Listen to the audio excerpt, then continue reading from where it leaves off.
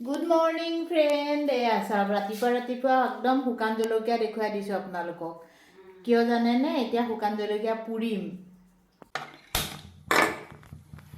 এয়া শুকান জলকীয়া পুৰিম। আৰু শুকান জলকীয়া কি কাৰণত পুৰি আছোঁ জানে? এয়া ভজা চাউল খাম।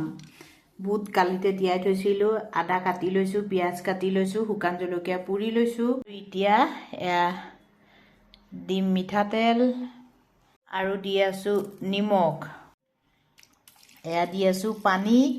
কিন্তু শুকান জলকীয়া যে পুৰিছোঁ মোৰ কথা ক'ব পৰা নাই, মানে মই একদম পূৰা নাকত লাগি গৈছে, কাহ উঠি গৈছে।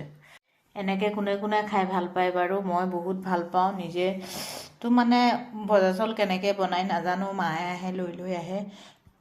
আৰু শুকান জলকীয়াটো এনেকুৱাকৈ লাগিছে মানে কথাই ক'ব পৰা নাই বাৰু। যিয়ে নহওক, কথা কৈ সময় পাছ নকৰোঁ।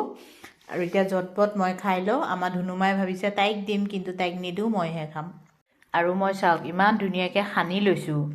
কোনেও মানে নজৰ নিদিব আৰু দেই, নহ'লে মোৰ পেট বিষাব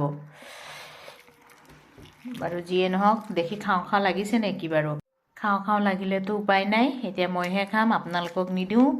গতিকে মই এতিয়া ঝটপট খাই লওঁ।